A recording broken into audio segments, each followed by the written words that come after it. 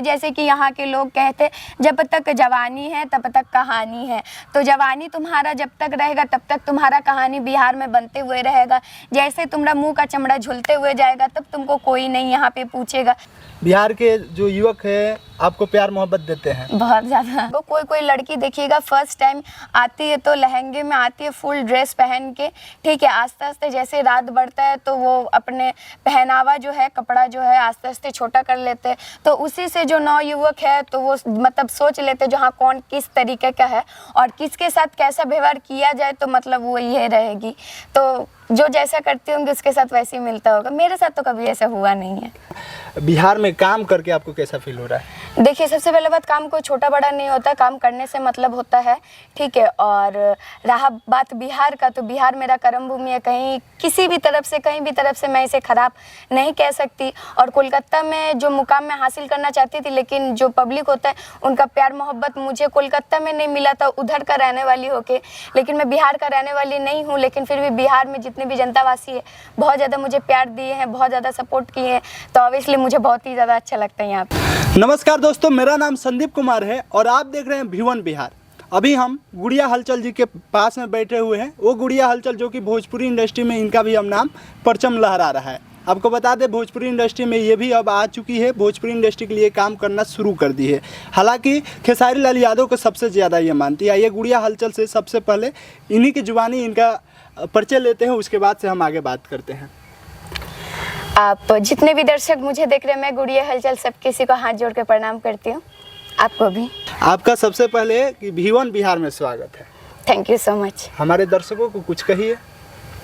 दर्शकों को क्या कहें, यही कहेंगे जो आप लोग प्यार सपोर्ट देके मुझे इतना आगे तक बढ़ाए हैं, और भी मैं चाहती हूँ और भी आगे तक मुझे बढ़ाइए प्यार सपोर्ट देके, और अपना प्यार सपोर्ट ऐसे ही बना के रखिए ताकि हम चाहे ये जो चैनल है आप लोग का सपोर्ट से बहुत ज़्यादा आगे मतलब जा सके, और भी अच्छे अच्छे बड़े बड़े कलाकार का इंट्रोड्यूस करवा सके ये सर जी आप लोग के साथ। ये बताइए, भोजपुरी इंडस्ट्री में आप कब से काम कर रही है? भोजपुरी इंडस्ट्री में जैसे आपका एल्बम देखा जाता है, आ रहा है अभी लगातार, किसी ना किसी सिंगर के साथ आता है, तो आप कब से भोजपुरी इंडस्ट्री में आई? कब से भोजपुरी इंडस्ट्री में आपका काम मिलना शुरू हुआ?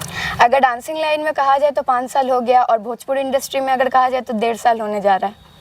यानी सबसे पहले आप नृत्य करने के लिए बिहार में आई? जी जी। अब तो बंगाल से बिलोंग करती है मैम? ऑब्वियसली। बंगाल से कब आई बिहार में? 5 साल पहले। 5 साल पहले। लगातार 5 साल से अभी ऑर्केस्ट्रा लाइन में काम कर रही है। अभी मतलब बिहार में जब आई, बिहार में आने के बाद से कैसा फील हो रहा है? यहाँ के लोगों से बात करके, यहाँ बिहार में काम करके आपको कैसा फील हो रहा है? देखिए, सबसे पहले बात, काम कोई छोटा बड़ा नहीं होता, काम करने से मतलब होता है, ठीक है। और रहा बात बिहार का, तो बिहार मेरा कर्म भूमि है। कहीं किसी भी तरफ से, कहीं भी तरफ से मैं इसे ख़राब नहीं कह सकती। और कोलकाता में जो मुकाम मैं हासिल करना चाहती थी, लेकिन जो पब्लिक होता है उनका प्यार मोहब्बत मुझे कोलकाता में नहीं मिला था, उधर का रहने वाली होके। लेकिन मैं बिहार का रहने वाली नहीं हूँ, लेकिन फिर भी बिहार में जितने भी जनतावासी है बहुत ज़्यादा मुझे प्यार दिए हैं, बहुत ज़्यादा सपोर्ट किए हैं। तो ऑब्वियसली मुझे बहुत ही ज़्यादा अच्छा लगता है यहाँ पे। बिहार में देखा जाता है हमेशा कि नृत्य करते वक्त कुछ ऐसे अनहोनी करते हैं, चाहे कुछ ऐसा बिहेवियर लोगों का आता है, तो उसके बारे में आपको क्या कहना है? क्योंकि ऐसा हमेशा देखा जाता है कि वीडियो वायरल होते रहता है, जो ऑर्केस्ट्रा नृत्य करने वाली जो लड़कियां होती हैं उनके साथ गलत चीज़ किया जाता है पैसा देते वक्त। जी, तो देखिए, जो जैसी रहती है ना उसके संग वैसे व्यवहार किया जाता है। हम अगर चाहें, अगर हम नहीं चाहेंगे जो हमको कोई लड़का ऐसे भी टच कर दे, चाहे हम डांस कर रहे हो चाहे कुछ भी कर रहे हो, तो किसी का हिम्मत नहीं होगा हमको ऐसे करके भी टच कर ले, ठीक है। और रहा बात ये मतलब जलील हरकतों का, चाहे गंदे हरकतों का, तो मतलब वो सब आपका इसमें होगा, मतलब डांस करने का तरीका में आपका को। कोई लड़की देखिएगा फर्स्ट टाइम आती है तो लहंगे में आती है, फुल ड्रेस पहन के, ठीक है। आस्ते आस्ते जैसे रात बढ़ता है तो वो अपने पहनावा जो है, कपड़ा जो है आस्ते आस्ते छोटा कर लेते हैं। तो उसी से जो नवयुवक है तो वो मतलब सोच लेते हैं जो हाँ कौन किस तरीके का है और किसके साथ कैसा व्यवहार किया जाए तो मतलब वो ये रहेगी। तो जो जैसा करती होंगे उसके साथ वैसे ही मिलता होगा। मेरे साथ तो कभी ऐसा हुआ नहीं है। ये बताइए, बिहार के लोग, बिहार के युवक से मिल के बिहार में काम करके कितना आप अच्छा फील कर पाती हैं? बहुत ही ज़्यादा अच्छा फील होता है। पहले यहाँ पे थी, अभी यहाँ पे हूँ, तो इन्हीं लोग की वजह से हूँ, तो ऑब्वियसली बहुत ही ज़्यादा अच्छा लगता है।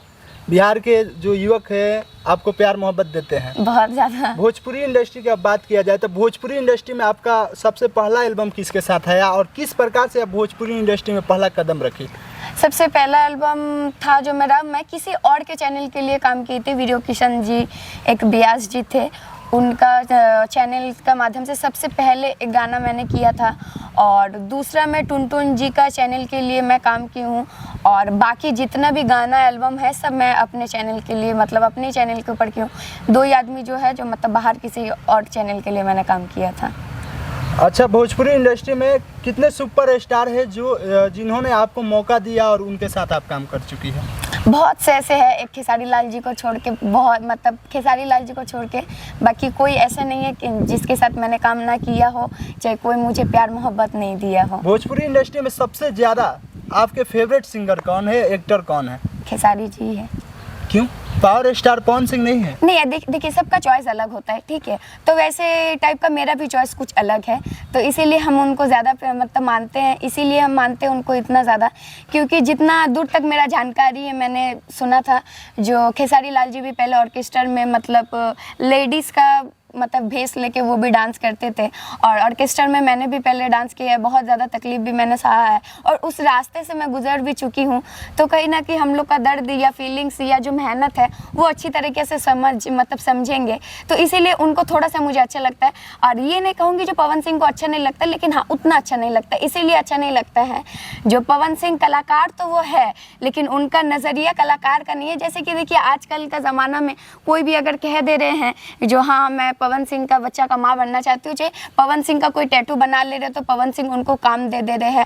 और बाकी जो कलाकार हैं जो मेहनत कर रहे हैं, आगे बढ़ना चाहते हैं, लेकिन उन लोग को आगे ये नहीं बढ़ा रहे हैं और अपने फ़ायदे ये लोग देख रहे हैं, इसीलिए थोड़ा सा हमको उनको अच्छा नहीं लगता है।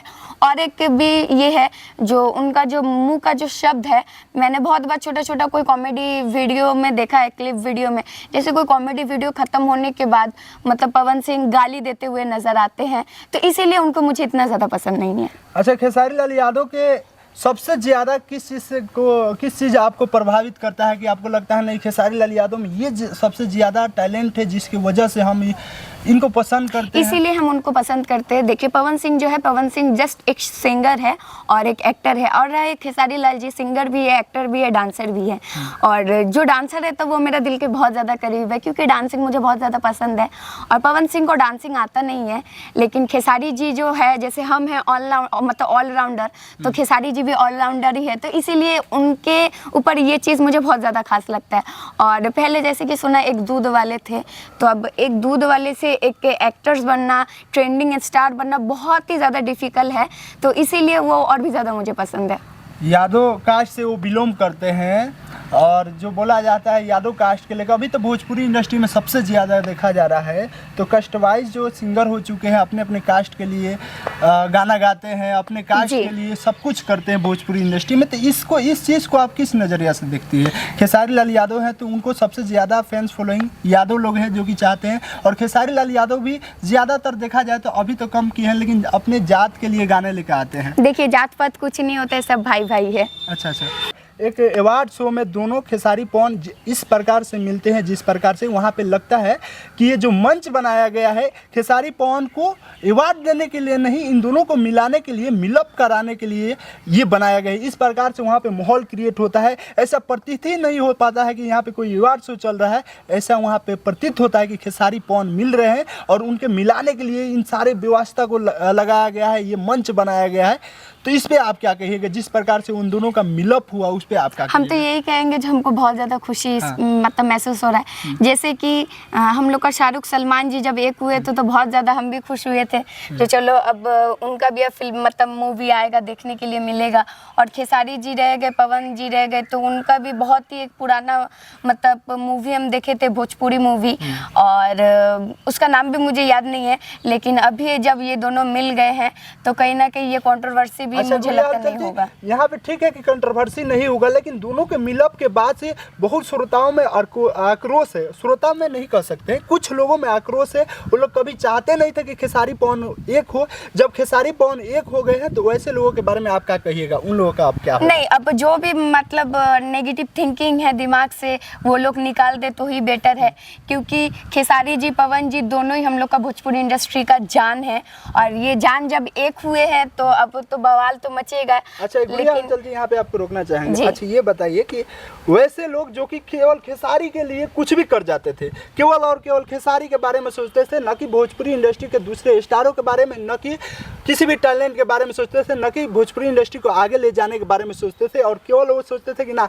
हम खेसारी के लिए सब कुछ है, अपना सब कुछ निछावर करते थे। तो कोई था कि पवन सिंह के लिए सब कुछ अपना निछावर करता था। कुछ ऐसे आप तो टैटू नहीं ना बनवाई है किसी को? जी, मुझे ज़रूरी पड़ता ही नहीं है क्योंकि मैं कलाकार हूँ। आपने टैटू क्यों नहीं बनवाया है? क्योंकि अभी भोजपुरी इंडस्ट्री में देखा जाता है कि किसी न किसी को पकड़ा जाता है। हाँ, खेसारी को हम पकड़ लिए, हाँ हम पवन सिंह को पकड़ लिए, इसका टैटू बनवाएंगे तो कहीं ना कहीं हमको भोजपुरी इंडस्ट्री में काम मिल जाएगा। तो वैसे लोगों का अब क्या होगा जबकि इन दोनों में मिलअप हो गया, ये दोनों भाई मान लीजिए कहीं ना कहीं पवन सिंह के लिए जो लड़कियां टैटू बनवाती थी, अब उन सभी का क्या होगा? केवल और केवल पवन सिंह के बारे में बखान करती थी, खेसारी लाल यादव के बारे में कुछ कह दीजिएगा तो उस पर गुस्सा हो जाती थी, उसके बारे में सुनना नहीं चाहती थी। तो उन सभी को अब क्या होगा जो टैटू बनवा कर अपने हाथों पर घूमती थी, अब दोनों भाई मिलअप हो गया, ये लोग कहाँ गया?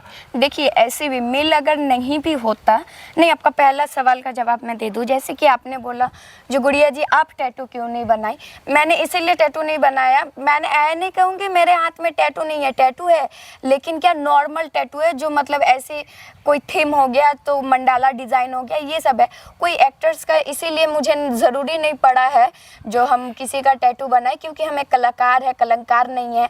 और मुझे ऐसे भी पता है, अपने अंदर कॉन्फिडेंस है, मतलब मुझे आज नहीं तो कल मेरे कला का दम से मुझे कोई ना कोई काम मुझे मिल जाएगा और मुझे काम दे भी देगा।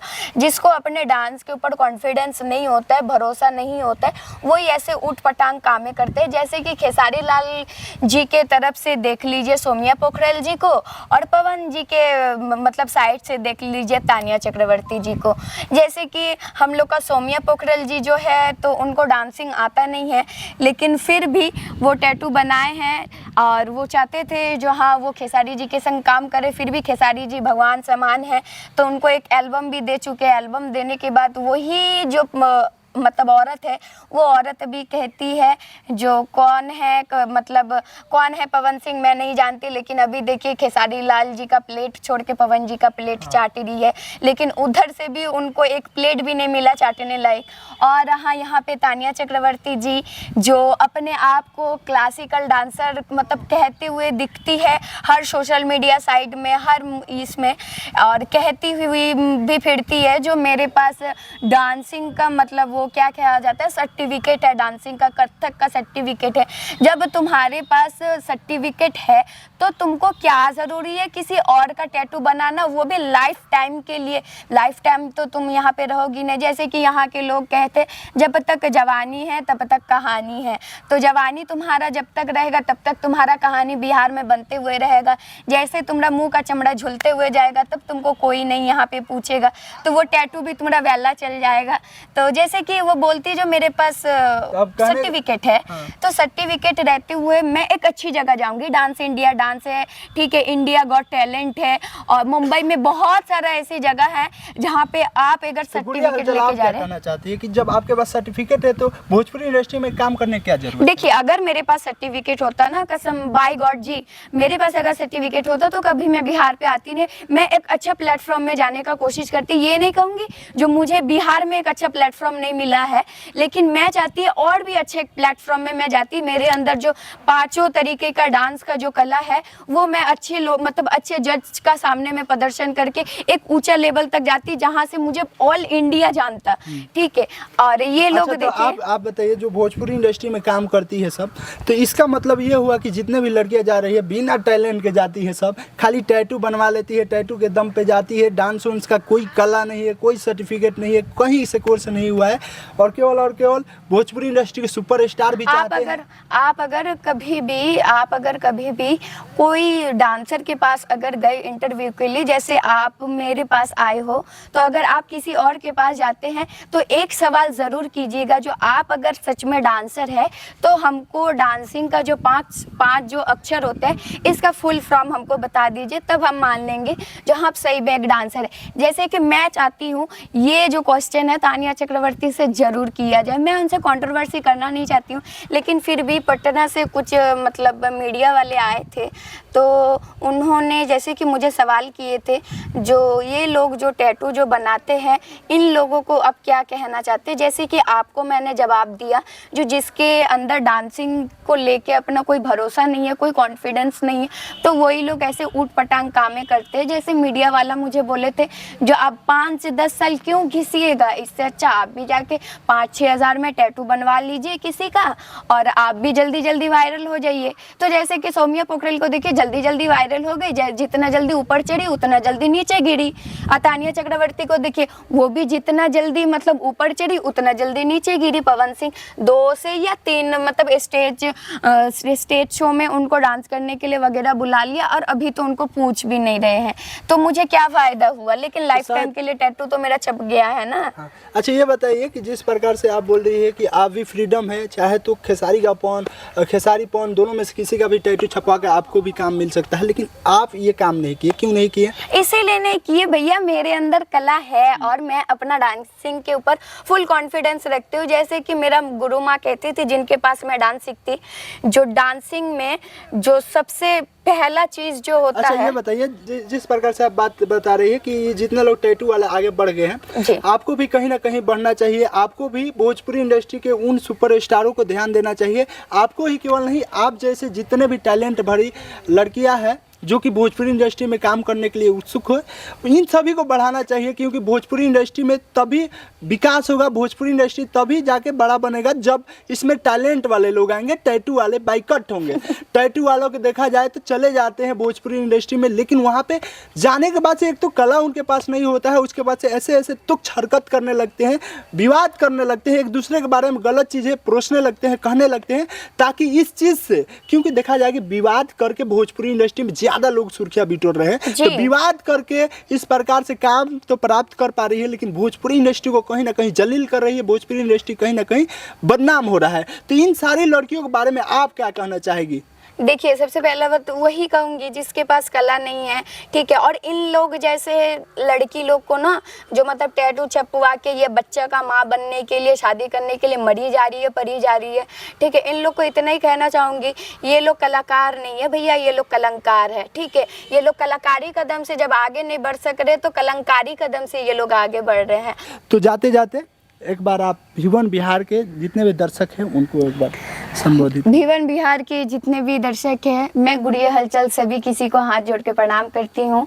और जाते जाते मैं ये ज़रूर कहूँगी, जो मेरा जो चैनल है गुड़िया हलचल फिल्म्स, उसमें अभी नया नया गाना आते रह रहे। कुछ दिन के बाद एक मेला का भी गाना उसमें आने वाला है, क्योंकि अभी अखाड़ा मेला, जैसे कि महावीरी पूजा का अखाड़ा मेला का अभी समय चल रहा है, तो मैंने सोचा क्यों ना एक मेला का गाना रिलीज़ किया जाए। तो एक मेला का गाना बहुत जल्दी मेरा गुड़िया हलचल फिल्म्स यूट्यूब चैनल पे रिलीज़ होने वाला है। तो आप लोग प्लीज़ प्यार मोहब्बत दीजिए, बहुत ज़्यादा आगे बढ़ाइए। और ये भीवन बिहार जो चैनल है, इसको भी बहुत ज़्यादा प्यार मोहब्बत मतलब बहुत ज़्यादा सपोर्ट दीजिए, ताकि ये भी आगे बढ़ सके और हमसे भी कहीं ना कहीं बड़े बड़े अच्छे अच्छे कलाकार को आप लोग के सामने ला सके। धन्यवाद, शुक्रिया। टैलेंट वाली को सपोर्ट कीजिए, टैटू वाली को नहीं।